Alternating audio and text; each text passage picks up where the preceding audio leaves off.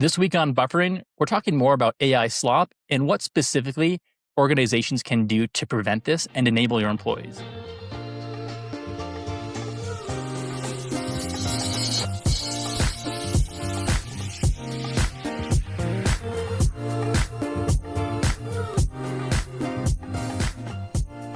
But Gabe, before we talk about that, I like to talk about the latest tech news of the week. Number one that just came out today, Walmart launching Apple Pay this year. I know this sounds silly, but I could not be more excited. And I love their app. I love their tech stack to begin with. But when I saw this, I was like, oh my gosh, this is like breaking news. You sent this to me and my immediate response was, wait, Walmart doesn't have Apple Pay, which tells you exactly how frequently I go into Walmart, which is pretty... I think I told you that I don't think I've been into a Walmart in like 10 years, and I'm pretty sure that's an accurate statement. I haven't been to one for a long time. 24 hours, legit went last night. But like, have you seen their like digital pricing tags or price tags that you can actually like, if you're trying to locate an item, they can like flash a light from the app? That's pretty cool. No, I told you, I love their tech stack. Yeah, that is cool. And they do a lot from a technology perspective. They do some very creative things for sure. I always love around like holiday season when they do the rollback prices, and you always see the like memes or whatever of people going around, and the TV's $198, and it's the big red price tag, and you lift it up and it was like $199 the day before. That always makes me laugh. With digital price tags, not only could they do demand pricing, which I'm making that up hopefully, but they can also avoid that, Gabe. Yes, exactly. Yeah, avoid the awkwardness of the $1 off thing. But anyway. I just can't wait for the holiday shopping season now that you said that. We're so close. But speaking of holiday shopping, two things in the news this week. Number one, after years/months of talking about it, Gabe, was it just yesterday? I got an email from Amazon Leo, talking about what's new. And it was right to my email inbox. I don't know, what list received this email. But not more than an hour later, they were in the news for expanding their drone delivery to, I think it was up to 500 total cities or 500 new cities. And I started thinking about this, Gabe, and I started thinking about the broadband provider. What do you think the chances are we're going to see Amazon Leo delivering their service via drone? I think there is I shouldn't say I think. There is an extremely high probability that will be happening. Why would you not? If you had this bet ecosystem, a lot of money that it's going to come that way. And I think the threshold is like £5 or something, Zach. They say they can deliver anything at 5 pounds or less in a drone, oftentimes within 30 minutes. What do you think the likelihood is that an Amazon Leo, satellite and all of the things that go along with it are going to be less than 5 pounds? I think it's going to be very interesting because we had people who were spooked about like the DoorDash delivery of some of these fixed wireless solutions. This is worse, in my opinion. But Gabe, if you were the Amazon CEO and you had this ecosystem, if you had these integrations, it would totally be like part of the product, in my opinion. 100%. It's part of the value prop that they bring, which is getting people things very, very, very rapidly. They've done so much and invested so much from a logistics perspective to get things down from 2 days down to 1 day or even same day for some things, because they know that people have zero patience and want that immediacy. And now this drone thing is taking it to another level. It is wild to think about. And I know they've been testing this for a while, but it seems like this is now a much broader rollout of what existed before. It's just wild to think about, a drone actually dropping something off at your house. But this is the world we live in, my friend. I have a lot of trees around my place. I don't know if that would work too well for me, but I wonder if I could like set the landing zone in the street or like the parking lot to the business next door, which is ironic because the business next door is a post office. So that would just add insult to that. Oh, that's hilarious. Having Amazon drone delivered to the post office. That is pretty funny. That's good stuff there. Gabe, today though, I want to talk more about AI because we had a great episode last week where we talked a lot about what I think we call the AI slop trap. And the real like premise of that episode was, are people getting lazier? Or like, what's this output? We talked about, the image generation, the LinkedIn content. And I think that's something that you defend all day here. And I think we also want to dive a little bit more into the data we looked at today and think about, okay, well, if we do have this, problem of people using AI for low quality outputs, how do we solve this, or what do we do about this? Because, and we'll talk about this throughout the episode, but Gabe, we talked a lot about what you and I are doing with AI, and I don't think that's the gold standard. I think we were both doing very cool and very innovative things, but is that the expectation? And I think that's the question that we're going to talk through today is, what is the expectation in your organization for your employees using AI? How do you want them to be using these tools? And we have some great analogies here. I do have to just sneak one in though, Gabe, because throughout the podcast, we always talk about this transformation to an experience provider. We've been in the broadband industry. We've spent 15, 20 years learning that you can't just sell someone a fast connection and then walk away. The service is only as good as the install, the equipment in the home, whether or not someone showed you how to use it. But now if you think about this from an AI lens, you can't just give someone the fastest or the most powerful tool that they've ever had access to without, showing them how to use it, without, teaching them what outcomes you want to drive as an organization. And I think that's really what we want to focus on here today.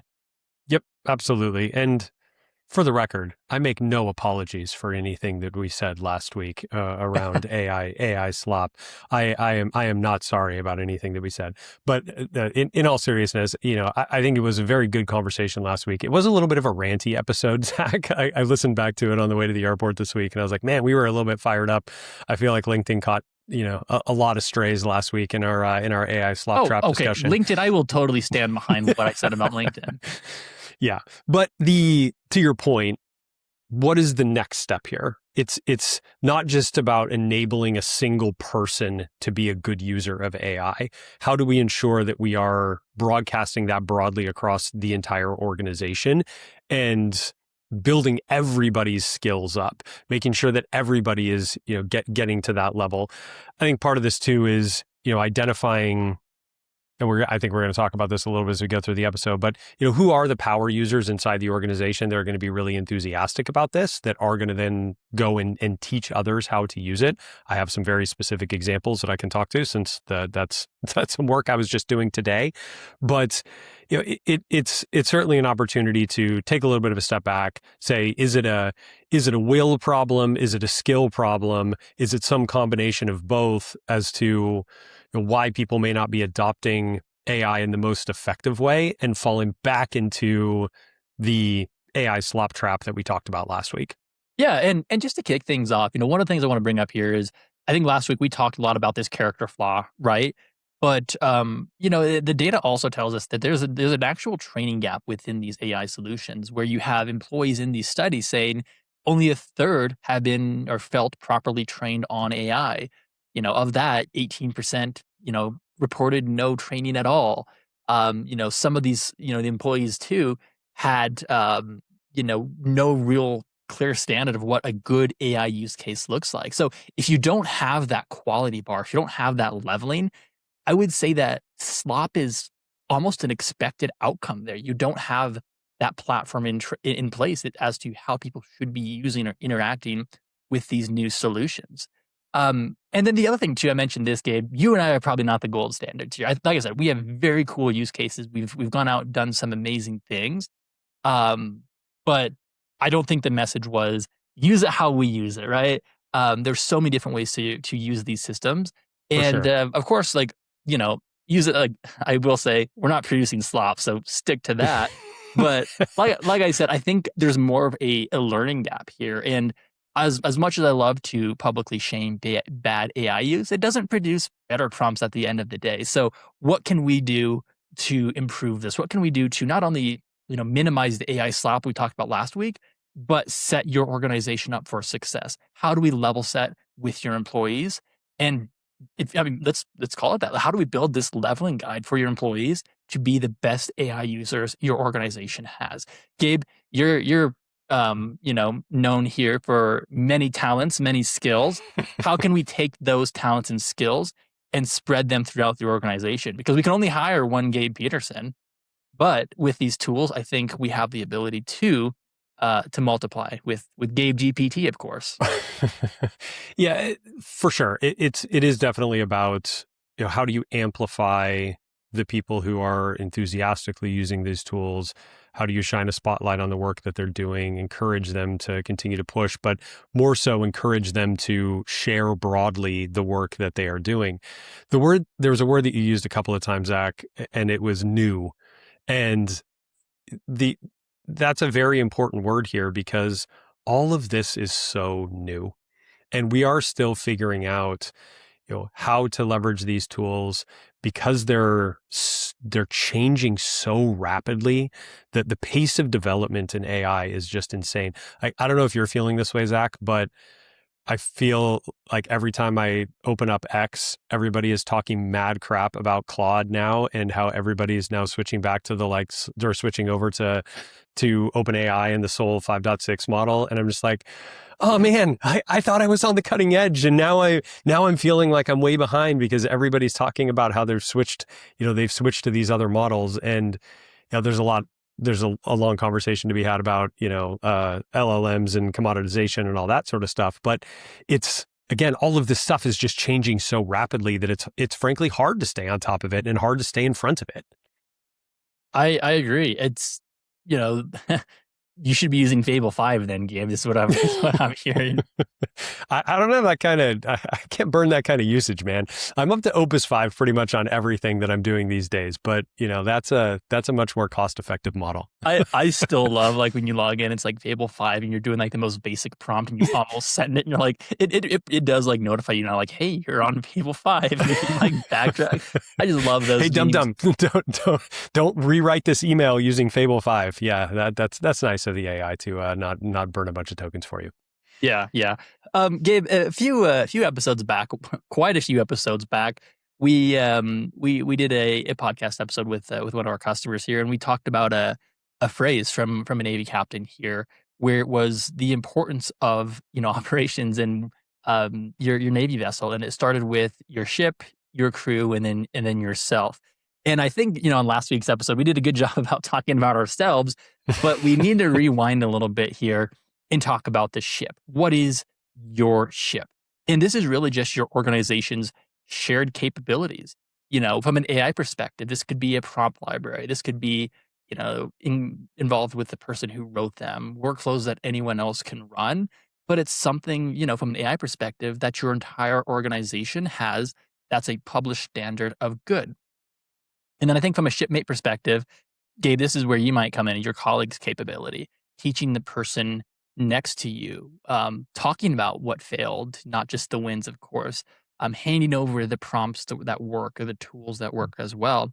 And then lastly, here yourself. So again, from an AI perspective here, your own output, what's your own advantage? And I think this is where everyone really starts, right? If you think about that leveling guide, level 1 and level 2, it's probably more about you. You're learning how to use this. And I think that was a great tie-in back. If we think about, again, going back to this Navy example, the Benfold frame here as well, they interviewed 310 crew members. What do you like most? What do you like least?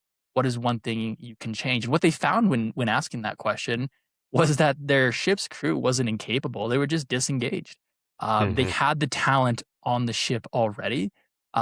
So their goal was to effectively turn that ship around and have the top performing ship in the fleet after 12 months with turnover of less than 1%, promotions increasing, operating costs being down, same crew, same budget, same rules, but they've effectively turned that ship around. The leader didn't turn it around, more so the crew did, but they built this environment where everyone was safe, empowered, and supported. And I think going back to that example, you can apply a lot of this into the AI slop conversation that we're having.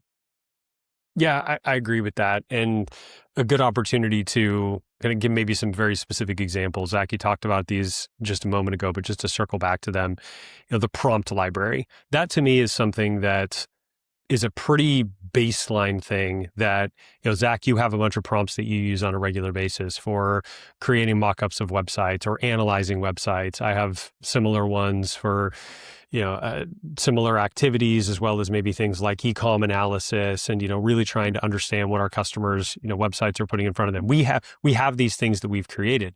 Well, we now have this library of prompts that I share broadly with my team. And I want that for multiple reasons. One, I want them to have better conversations with their customers. So if I've provided them the tools to be able to do that, then they can personalize those conversations more effectively. And more importantly, I don't want them to have to come to me to ask every time. Mm-hmm. As you said, there's only one of me. I don't want to ask. I don't want to answer every question. So how can I help outsource some of this to other people? So that's I think the baseline, the first step. And then you also mentioned tools, and I want to come back to that as well, because this is something that actually just came up today. We had a presentation where we presented 2 new tools that we've developed for the sales team to help them be more effective in the conversations that they're having with customers. These were built with AI. They're HTML tools. They're just simple HTML code that anybody can go on and look at as like a website and, interact with and get some really high quality output. So baseline, if you have great prompts, you need to start sharing those with your team, with your teammates, and make sure that they're able to have better conversations with customers, with colleagues, those sorts of things. That to me is foundational. And then to take it that step further, what are the tools that somebody could build, somebody in the organization can build to help continue to iterate on a go forward basis and move out of, just simple prompting to, an interactive tool that will really be beneficial. Maybe that ties into an agent. Maybe it has a knowledge base, to use my least favorite word now, a corpus of knowledge that's fed into that agent to help come up with better answers.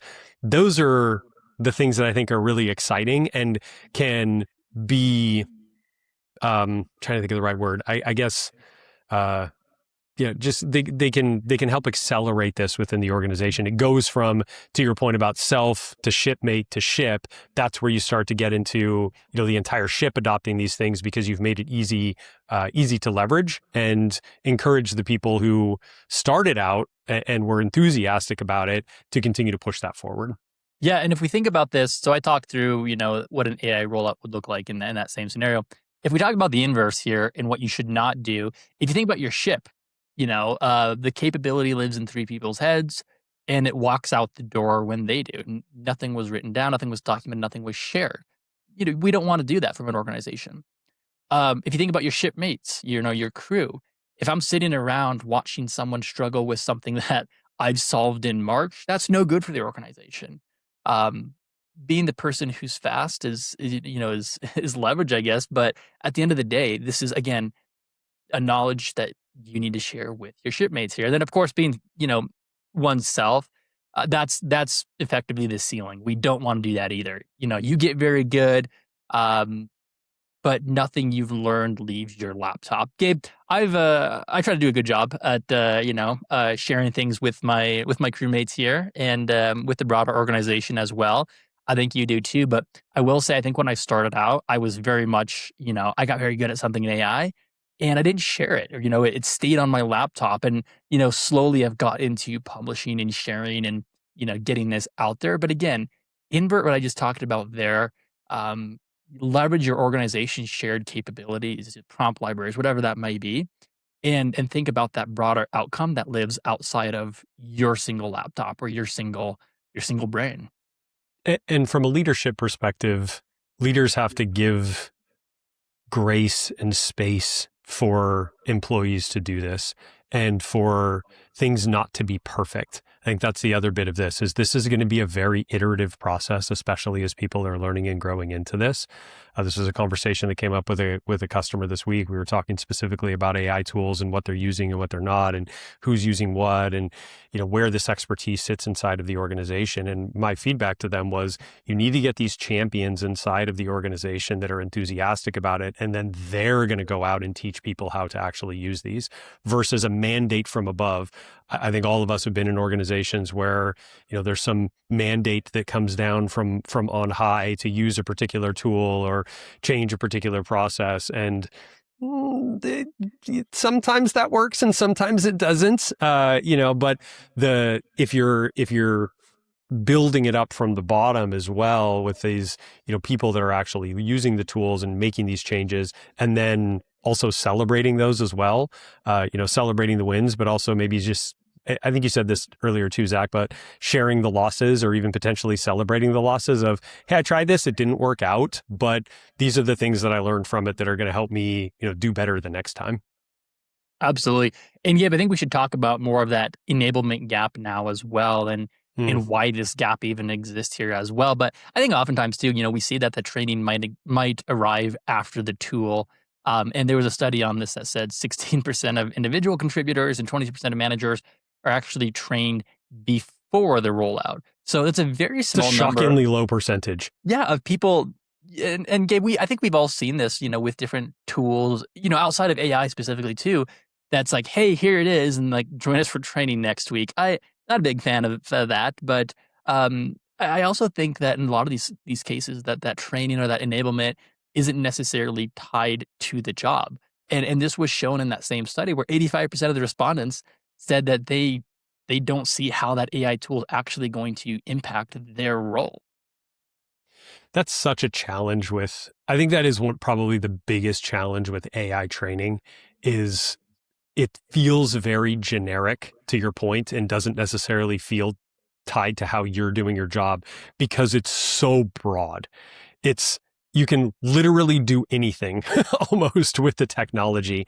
And because of that, sometimes the examples that are used are completely irrelevant to, like you said, to a person's actual job. I think there's a lot to be said here for if you're training your sellers on how to use AI, or if you're training your customer success team on how to use AI, or your marketing team, you need to be really thoughtful about what are the specific use cases for that group versus just trying to say, okay, marketing team, you can learn how to write better emails and do better follow-up to your customer conversations. Well, that's not really relevant to your job. So that is a big part of this that I think is a challenge with the training that happens with AI. It is to go back to the comment that you made there around the 16% of ICs and 23% of managers are trained before the rollout. That's such a shockingly low percentage. And, we all, inside of Calix here recently, we went through a transition from one communication tool to another. And it's been a lot of learning on the job, right? Kind of as we've gone, the team's done a really good job of making sure that the resources are available for us to learn. But I don't think a lot of that happened before the rollout occurred, if I remember correctly. And Gabe, part of this too is I think, that aside, again, even with AI and whatnot, you need to define what good looks like, right? What does a good or acceptable use of our AI tool look like?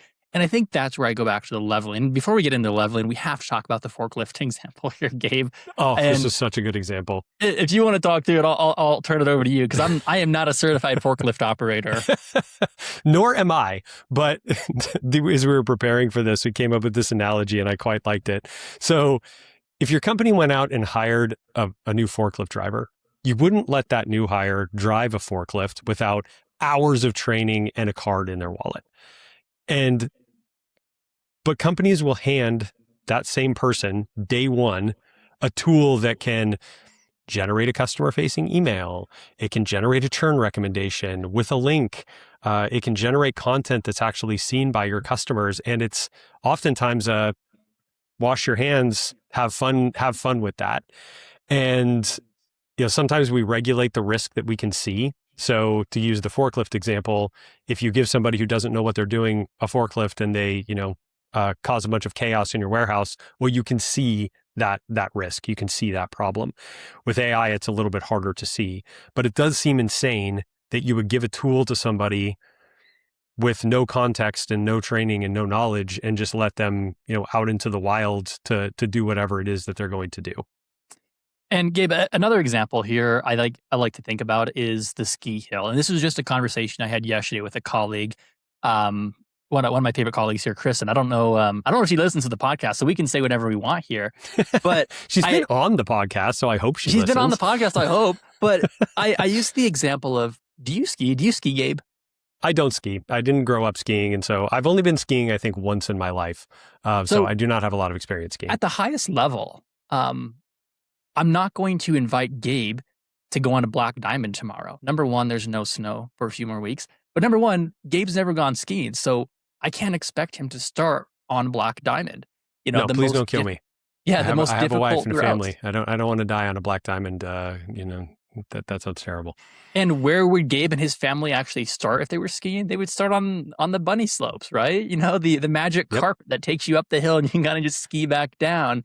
But I think that's a great example of, you don't just start people, with that expectation here. And on the AI side here, you might start your people, on tasks that are safely inside the frontier, summarizing, reformatting, initial drafts. You're not going to start by doing these strategic analyses or building websites and building apps.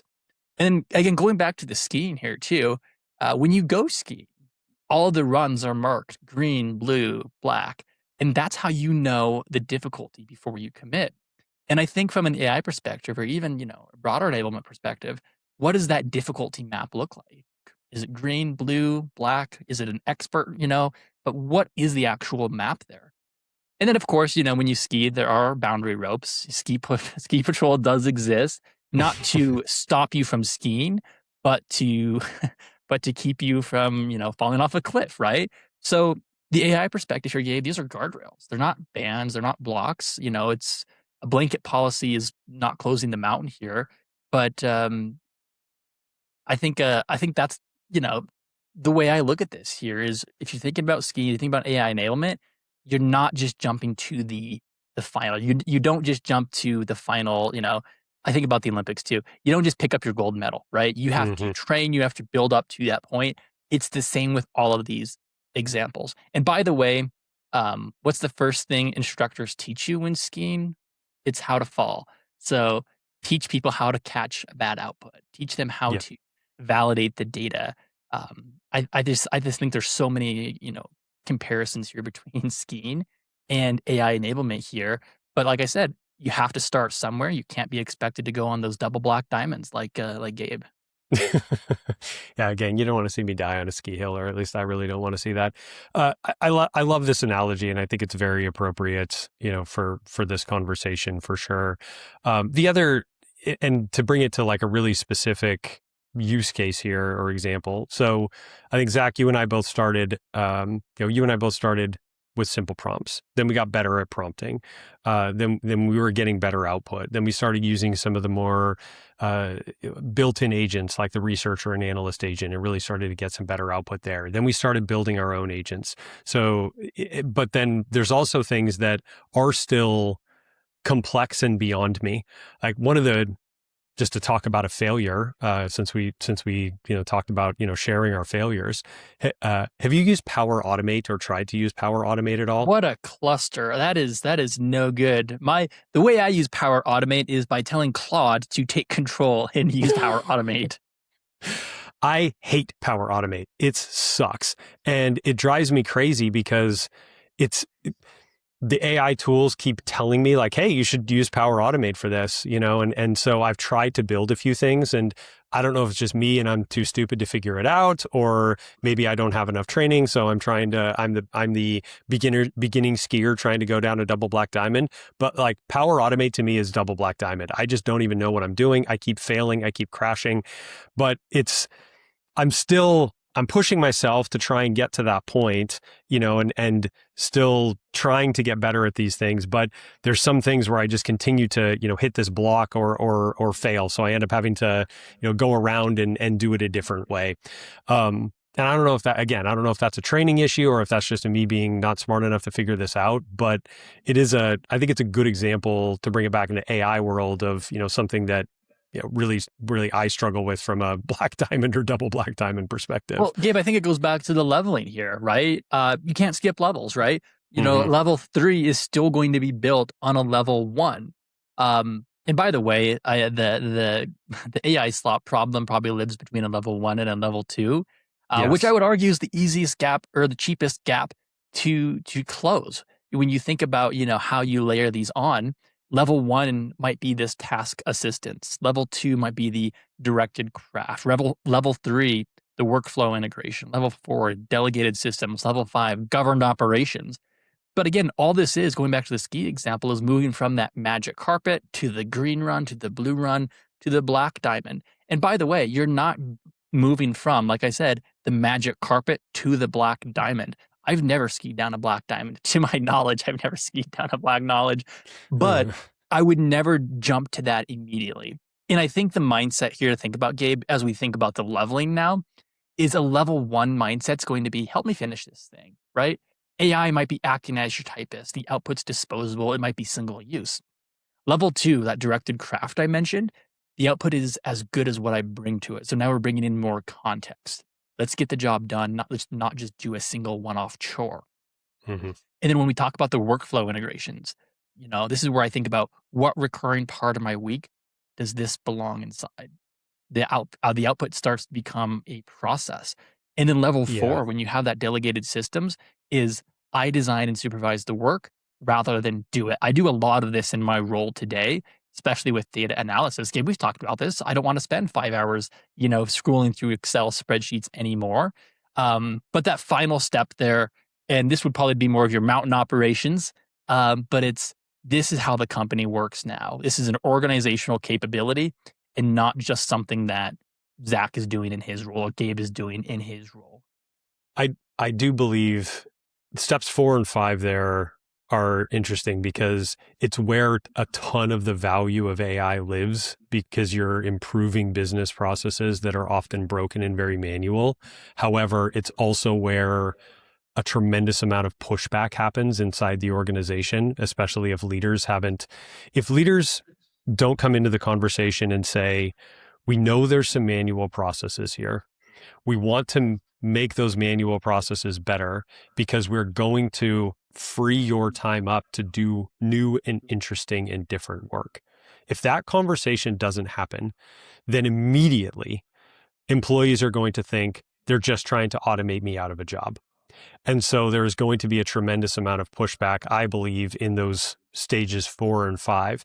And I was in a customer conversation this week where I saw this almost happen in real time, where we were walking through a process and there was a lot of copying and pasting from one solution to another. And in my view, there was a really good opportunity to automate a lot of that process, whether it's with an agentic workflow or, figure something out, right? To just make that process better. But you could see in real time the people in the room who were responsible for this thing almost getting concerned of, oh, well, what happens when this process gets more efficient and I now have a different thing?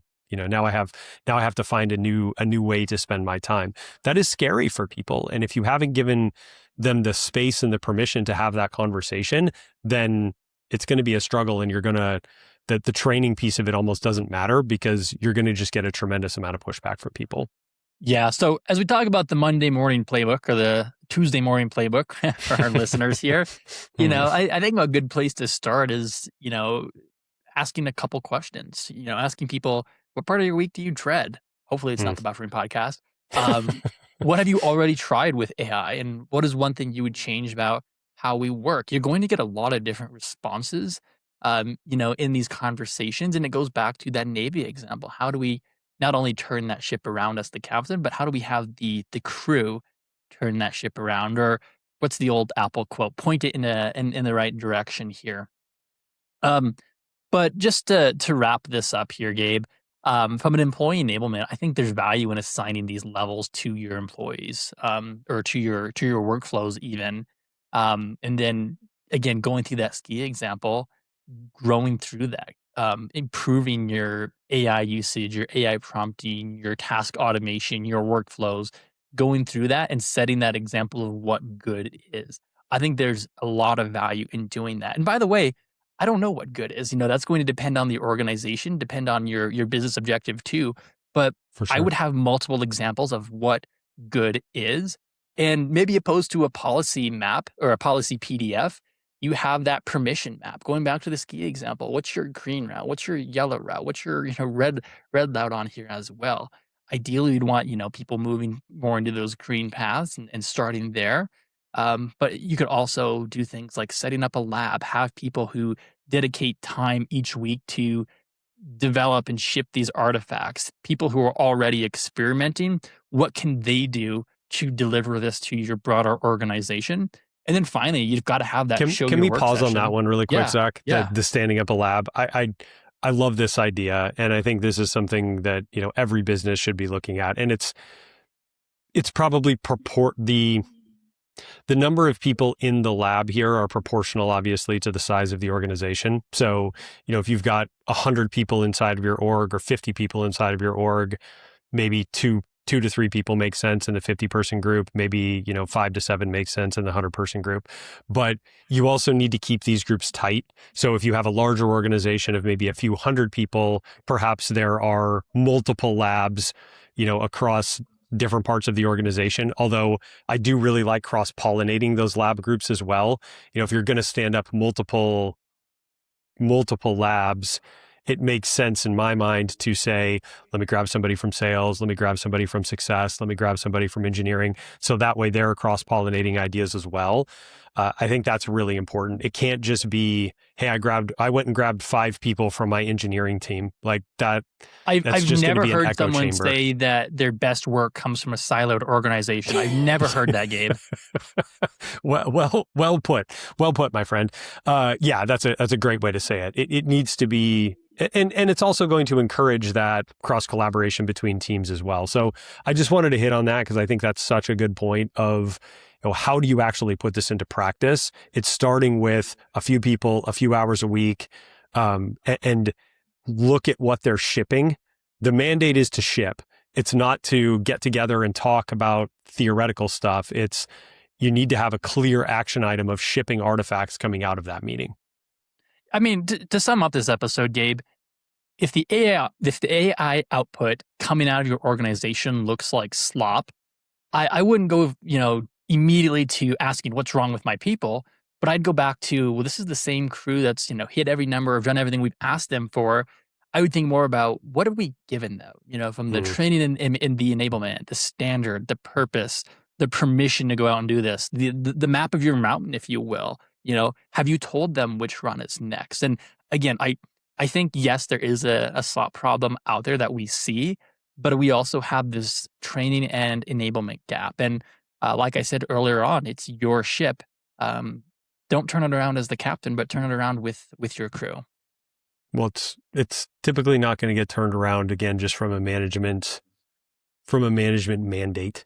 It needs to be something that everybody's bought into. And this has been a conversation that came up that's come up a lot in previous episodes. But AI is a change management problem more than a technology problem. And if we're not thinking about the business and the change management piece of it, then everything from a technology perspective is almost moot because it's going to fail if we haven't thought about the people that are actually using the tools. Well said. And Gabe, I think that is a great place to end this episode. Next week, we'll be back, hopefully with a non-AI topic, but I feel like we've got to talk about drones and Amazon more. But Gabe, another fantastic episode.